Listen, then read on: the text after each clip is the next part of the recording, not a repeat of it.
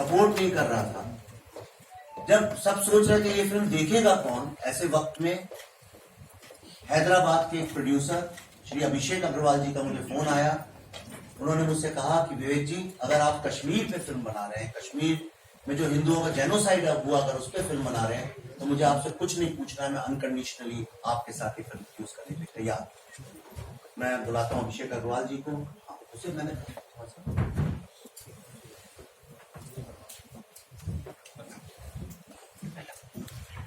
आइए अभिषेक। और ये फिल्म संभव ही नहीं थी बननी अगर जो कश्मीरी पंडित कम्युनिटी है, जो 32 साल से उनसे किसी ने बात नहीं करी, उनकी कहानी नहीं पूछी और अपना दर्द सीने में समेटे हुए ना जाने कितने लोग, कितने हजारों लोग, लाखों लोग इस दुनिया से चल बसे, उनके बच्चे आज सारी दुनिया में नाम रोशन कर रहे हैं भारत का।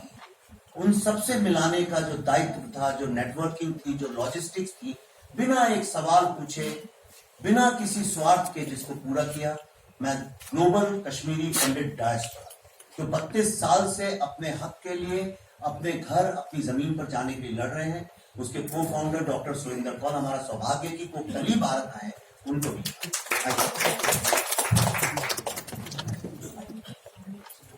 आइए।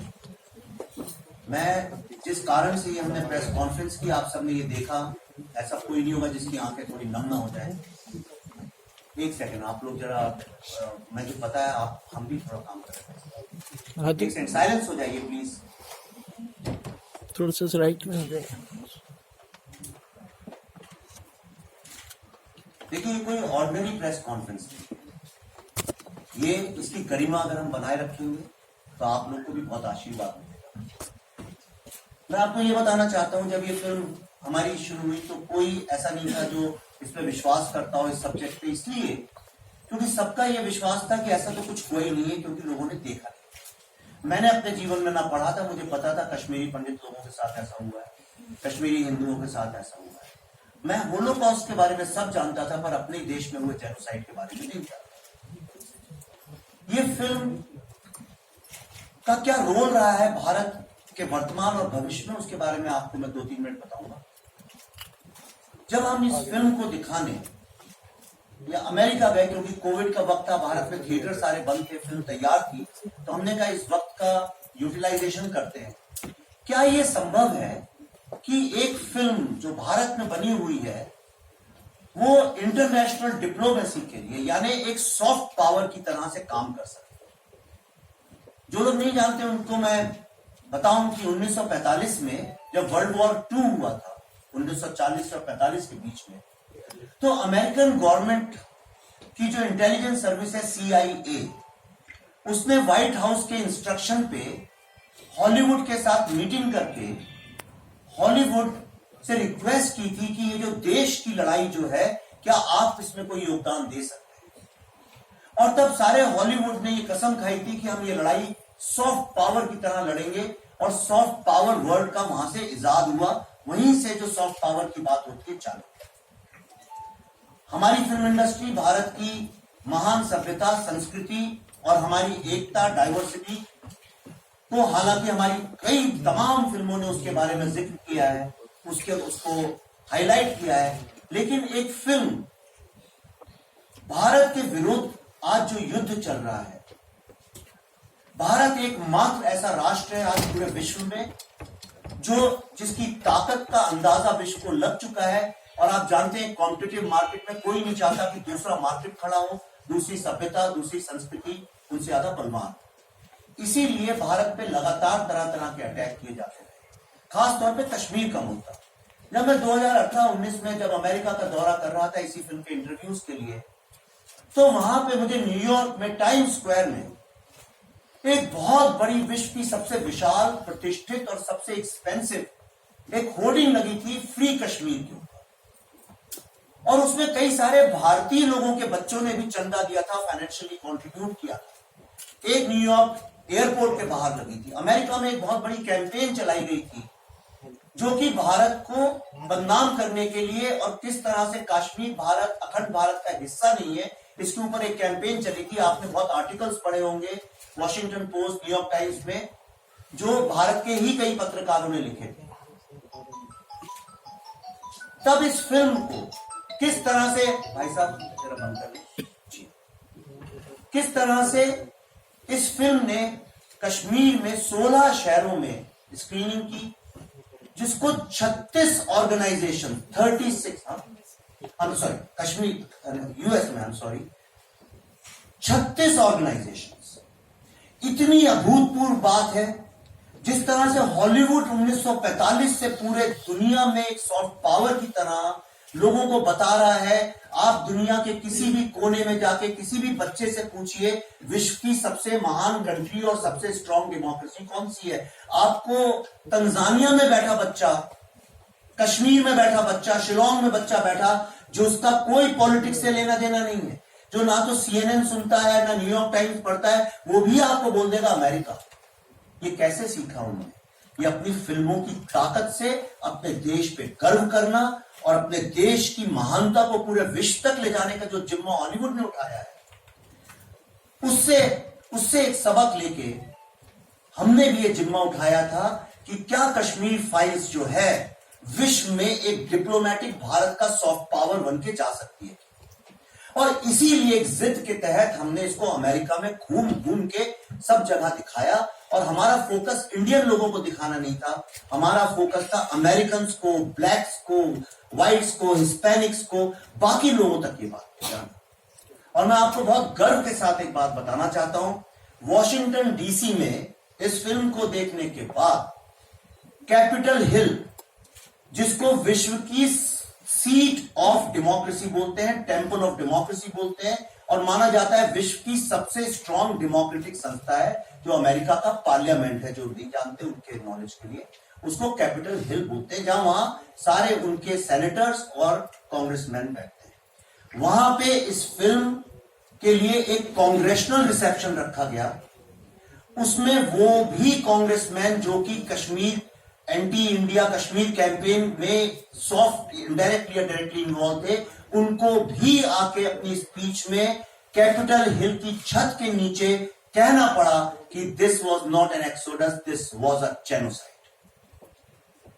ये एक इतनी बड़ी डिप्लोमेटिक जीत है जिसकी कल्पना आज करना मुश्किल है, पर आपको कुछ सालों में पता चलेगा। अमेरिका की जितनी टॉप यूनिवर्सिटीज हैं, हार्वर्ड क्लब में हो, चाहे जॉर्जिया टेक यूनिवर्सिटी हो, चाहे यूनिवर्सिटी ऑफ मैसाचुसेट्स हो, यूनिवर्सिटी ऑफ ह्यूस्टन हो, यूनिवर्सिटी ऑफ डेनवर हो, वहां सब जगह इस फिल्म की इंपैक्ट स्क्रीनिंग्स रखी गई, जो कि अमेरिकन व्हाइट्स और ब्लैक्स और सब लोगों ने देखी, जिनके सारे इंटरव्यूज और सब अवेलेबल है यूट्यूब। पर उससे भी ज्यादा ऐतिहासिक चीज मैं आपको बताता हूं। एग्जैक्टली उस जगह जहां पे फ्री कश्मीर कैंपेन पाकिस्तान की लॉबिंग से और भारत के ही कई लोगों के सहयोग से लगाई गई थी, इस फिल्म को देखने के बाद अमेरिका में इसके जो व्यूअर्स थे, जिन लोगों ने देखा, उन लोगों ने स्वेच्छा से बिना किसी के बोले पैसे कंट्रीब्यूट कर करके अंततः उसी टाइम स्क्वायर में, जो विश्व की सबसे प्रतिष्ठित, सबसे बड़ी, सबसे महंगी होर्डिंग की साइट है, इस 26 जनवरी को कश्मीर फाइल्स का वहां पे होर्डिंग लगवाया। और पहली बार अमेरिका के इतिहास में, इसको मैं अंडरलाइन कर रहा हूं, पहली बार अमेरिका के इतिहास में कश्मीर का पूरा मैप न्यूयॉर्क सिटी के टाइम स्क्वायर पे दिखाया गया। जो लोग नहीं जानते इनकी नॉलेज के लिए, अमेरिका में आज तक कभी कश्मीर का पूरा मैप नहीं दिखाया गया। जो हिंदुस्तानी, उनके बच्चों तक ने अमेरिका का कश्मीर का पूरा मैप नहीं देखा। एक फिल्म की इतनी ताकत है। और अब इसके बाद जिसलिए ये प्रेस कॉन्फ्रेंस बुलाई गई है, मैं उसके बारे में आपको बताऊं। भारत के अगेंस्ट एक बहुत स्ट्रॉन्ग लॉबी काम करती रही है वेस्ट में। जब एब्रोगेशन ऑफ आर्टिकल 370 हुआ, तो उसके बाद तमाम ऑर्गेनाइजेशंस में, जो मोस्टली उसमें कई सारे भारतीय भी इन्वॉल्व थे, पर जनरली उसमें काफी पाकिस्तान लॉबीज इन्वॉल्व थे, तरह तरह की ताकतें जो भारत के अगेंस्ट काम करती हैं, उन्होंने वहां की जो स्टेट है वो एक अपने आप में राष्ट्र की तरह होती है। वहां की स्टेट्स, वहां की जो पार्लियामेंट, संविधान सभा समझ लीजिए, तो जो हाउस ऑफ रिप्रेजेंटेटिव्स हैं वहां जा जाके कैंपेनिंग कर करके वो लोग वहां से इंडिया के अगेंस्ट रेजोल्यूशंस पास करवाए। सिएटल स्टेट में हुआ, कई तमाम स्टेट में हुई। डॉक्टर कॉल उस पर रोशनी डाली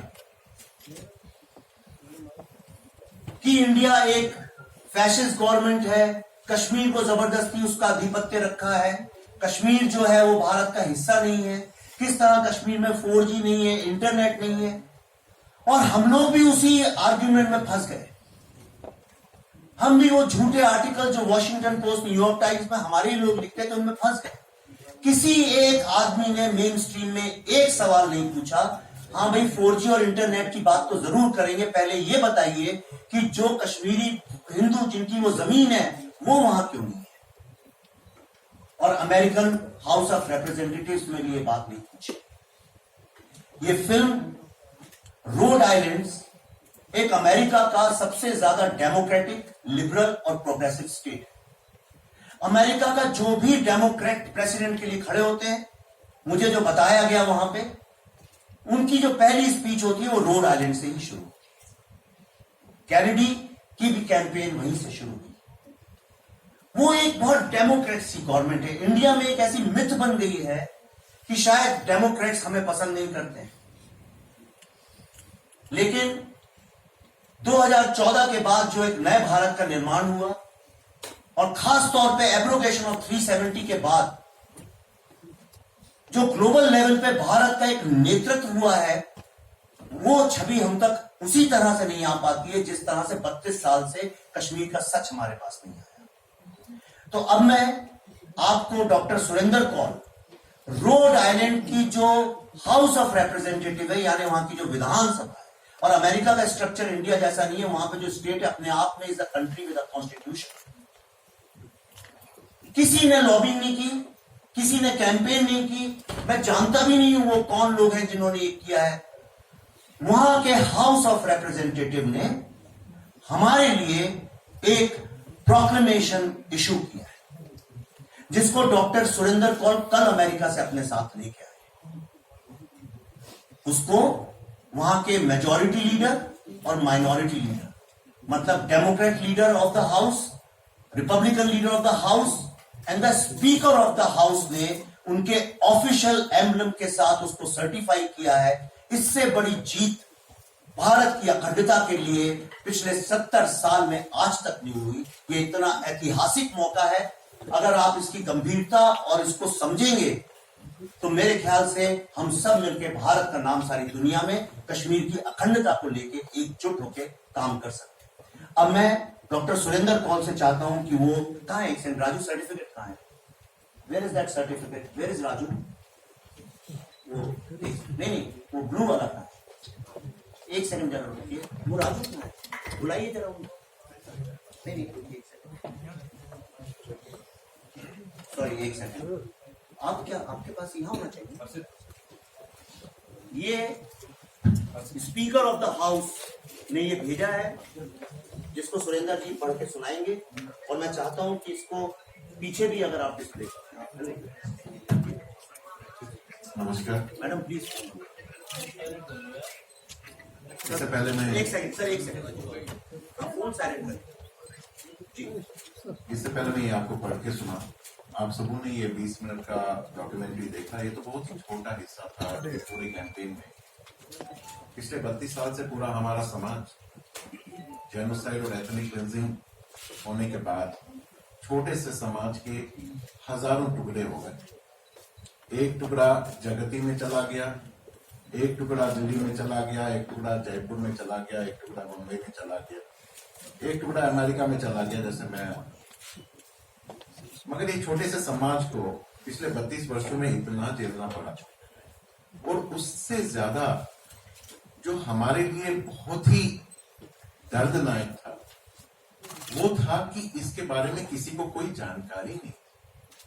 एक इंडिपेंडेंट इंडिया में जो कि 1990 और उसके पश्चात एक जेनोसाइड हुआ, एक एथनिक क्लिंजिंग हुई कि पूरी कम्युनिटी को ही वहां से निकलना पड़ा अपने फेथ की वजह से, और इसके बारे में कोई चर्चा नहीं, कोई ये नहीं। इससे हमको बहुत ज्यादा दुख। पर हमारा समाज, अनुपम खेर साहब, हमारा समाज, हमारे समाज ने इतना योगदान दिया है भारत के डेवलपमेंट के लिए, स्टेट के डेवलपमेंट के लिए। वहां पे हर बच्चों को एजुकेशन मुख्यतः हमारे समाज के लोगों ने, प्रोफेसर्स ने दिया। हमने कभी वायलेंस नहीं किया, जैसे कि आपने देखा, हमने कभी बंदूक नहीं उठाई। हम तो लोग सोचते हैं कि भाई वो टेररिस्ट इसलिए बना क्योंकि उसके ह्यूमन राइट्स को वायलेट किया, मगर हमारे ह्यूमन राइट्स को वायलेट करते हुए 32 साल हुए और एक भी हिस्टोरिक एविडेंस नहीं है जहां पे कश्मीरी हिंदू ने किसी भी रिलीजन को सिविलियन परस्यूट में मारा, पत्थर भी फेंका। मगर हमने अपना ये जो गुस्सा है, ये गुस्सा हमने रखा और उस गुस्से को हमने कन्वर्ट किया into positive energy, to develop mankind, to work for mankind. हमारे लोग engineers, doctors, scientist, lawyers, to help people, उसमें योगदान देते हैं। सो ये कैंपेन हमने चलाया, ये दर्द था हमारे पूरे समाज में। कई सारे फिल्में कश्मीर पे बनी और मुझे बहुत दुख से कहना पड़ता है, उन सारे मूवीज में टेररिज्म को या तो रोमांटिसाइज किया या तो ग्लोरीफाई किया और हमारा जो दर्दनाक कहानी थी उसका पूरा व्हाइट वॉश हो गया। हमने कई सारे बॉलीवुड डायरेक्टर से अप्रोच किया कि हमारे बारे में कुछ बताया जाए, पर मुझे शर्म आती है कि उसको दरकिनार कर दिया। विवेक अग्निहोत्री जी, पल्लवी जोशी जी, विवेक अग्निहोत्री जी से हमने 2018 में रिक्वेस्ट करी कि क्या आप इस बारे में कुछ प्रोजेक्ट बना पाएंगे, कुछ कर पाएंगे। और वहां पे उसके बाद विवेक जी ने एक आध महीना टाइम लेके बताया कि हाँ, ये बहुत जरूरत है कि जो हुआ उसको एक सेलुलाइड सिनेमा पे लाया जाए। और पूरा हमारा समाज ऋणी है विवेक अग्निहोत्री जी पे, पल्लवी जोशी जी पे, कि इन्होंने ये बेड़ा उठाया और एक सत्य का पूरा एक सिनेमा जो है, इसको 700 टेस्टिमोनियल्स इकट्ठा किए, वो भी हर एक के घर जा जाके, जगती में जाके, दिल्ली के जहां पे वो रहते थे उनके घरों में जाके उन्होंने वो टेस्टिमोनियल्स इकट्ठे किए।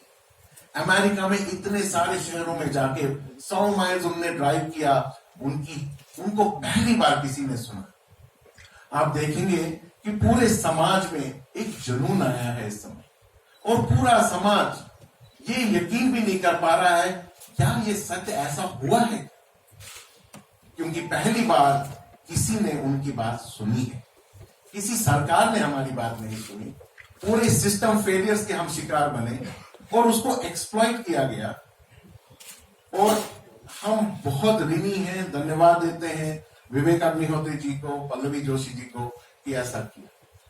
और अमेरिका में जब ये इसका कैंपेन चला, प्री स्क्रीनिंग चली, 16 स्क्रीनिंग्स हुई और जिसमें मुस्लिम्स भी शामिल हुए, अफ्रीकन अमेरिकन भी शामिल हुए, हिस्पैनिक्स भी शामिल हुए, कश्मीरी हिंदूज भी शामिल हुए, और सारे इंडियन डायस्पोरा शामिल हुए। इस कैंपेन को भले ही ग्लोबल कश्मीरी पंडित डायस्पोरा चला रहा था, मगर इसके साथ पूरा इंडियन डायस्पोरा खड़ा था। पहली बार वी फेल्ट प्राउड कि गुजराती समाज, तेलुगु समाज, सिंधी समाज, सिख समाज, क्रिश्चियंस, सबों ने इसको सपोर्ट किया, ज्यूज पूरा सपोर्ट किया। और हर एक 16 स्क्रीनिंग्स में वो आए, ये पता भी नहीं चल रहा था वो हिंदू है, मुसलमान है, क्रिश्चियन है, अफ्रीकन अमेरिकन है, सब रो रहे थे। इसका मतलब ये था कि humanity is such a thing which binds people. Humanity, आप कोई रंग हो, कोई लैंग्वेज हो, कोई आपका इथनिसिटी हो, ह्यूमैनिटी इतनी पावरफुल चीज है कि सबों को जोड़ती है। ये मैजिक हमने अमेरिका में देखा और अब हम पूरे इंडिया में इसको देख रहे हैं और पूरे वर्ल्ड में जहां जहां पे मूवीज चल रही है उसको देख रहे हैं. That is the magic that Vivek ji and Pallavi ji has produced. This is all about, okay, we are not talking about Hindu, Muslim, binary, it is all humanity. Global terrorism, सबों के लिए it's a monster. चाहे वो कोई भी faith का आदमी हो, it is a monster. वो एक दिन उसको खा जाएगा. We wanted to create an awareness at a global level. India level का तो है ही, at a global level. And the product was so strong. जो इन्होंने मैजिक किया, the product इन्होंने बनाया, it is so strong that it melts the heart of any individual who is seeing it. We had lots of Muslims who watched these screenings in all 16 screenings in US cities. Afghani Muslims, persecuted communities, Yazidis communities, people from other, I'm naming Muslims to be, just to get you an idea, even Muslims were feeling so bad about it. So this is the magic. इसके अलावा we had lots of impact screenings in various universities, as a Harvard University, Massachusetts University, Rhode Island College, all across the US, and some very prestigious institutions like Capitol Hill. वहाँ के congressmen, senators, they endorsed कि जो ये आपके साथ हुआ है, this is the power of cinema. कि जो डेमोक्रेट्स थे, जिनको मालूम नहीं था कश्मीर के बारे में, उनको गलत फीलिंग दी गई थी कश्मीर के बारे में, they got कि ये हम तो कुछ दूसरी चीज देख रहे हैं. So this movie can change the whole disinformation campaign जो कि some agencies are running. So रोड देखिए, हमारा जो जेनोसाइड एथनिक क्लींजिंग हुआ, इंडिया के किसी स्टेट ने इसको एंडोर्स नहीं किया, मगर we are thankful to the state of Rhode Island in US जिन्होंने इसका एंडोर्समेंट किया. And I am going to read that now.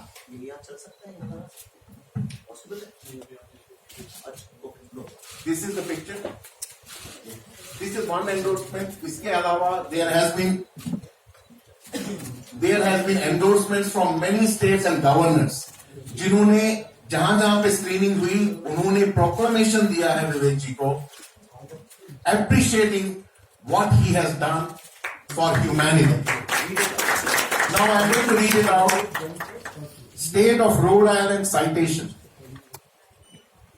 Be it hereby known to all that the Rhode Island House of Representatives hereby offers its sincerest congratulations to Vivek Ranjan Agnihotri, director and filmmaker, and Pallavi Joshi, producer and actress, in recognition of the premiere of the Kashmir Files, detailing terrorism and extremism by memorializing the events of 1990 in which 500,000 Kashmiri Hindus were ethnically cleansed in the Kashmir Valley by Islamic gangs and forced to live as refugees.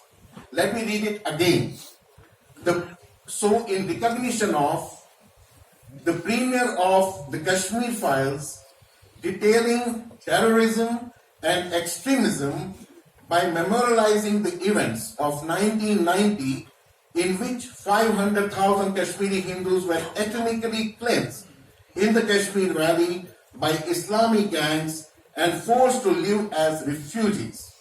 The entire membership, I repeat, the entire membership extends its very best wishes on this memorable occasion and express the hope for continued good fortune.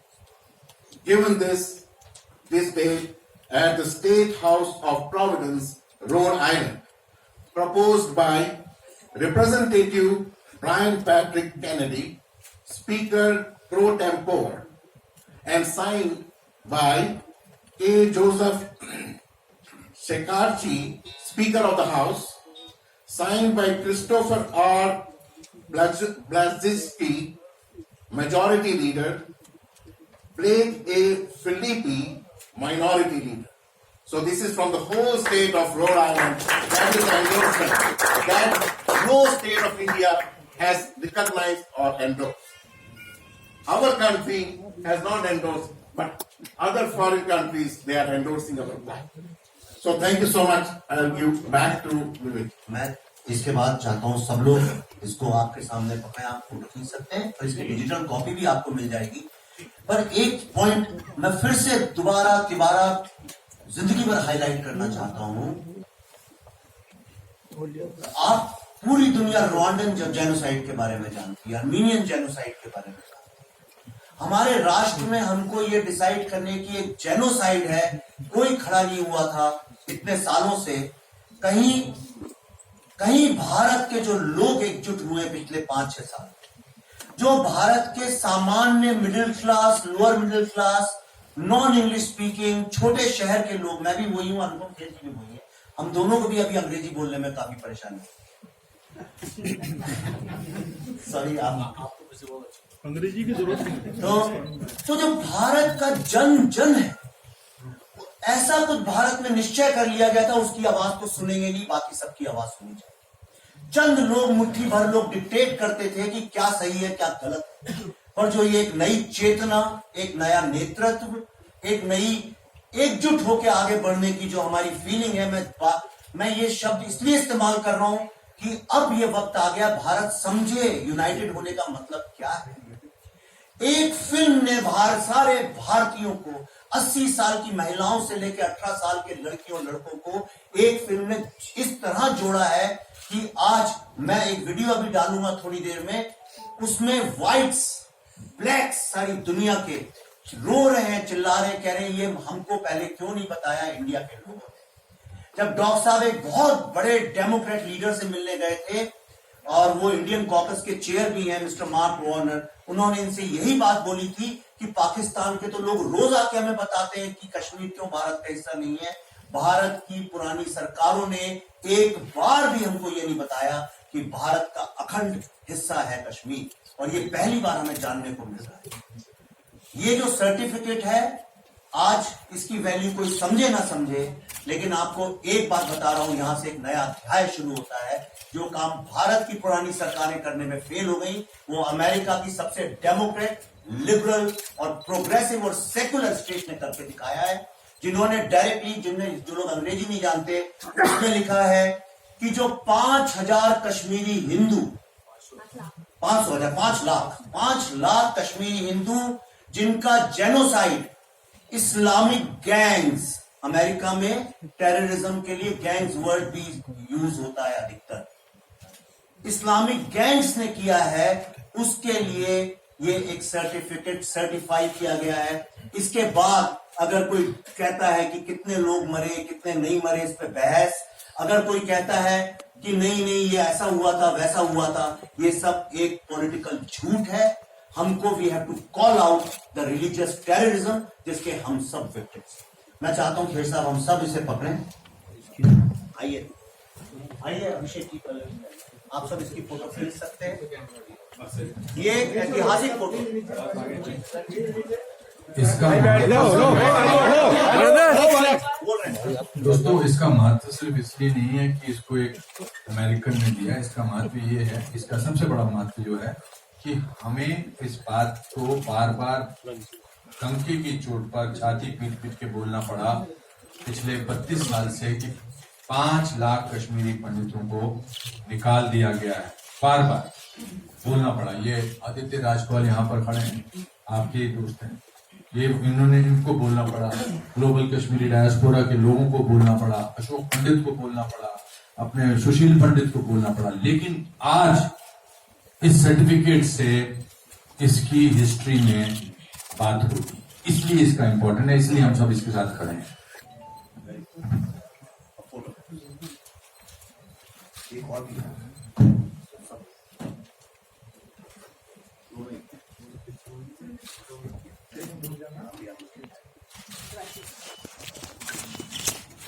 Hello, वो flash master, वो camera नीचे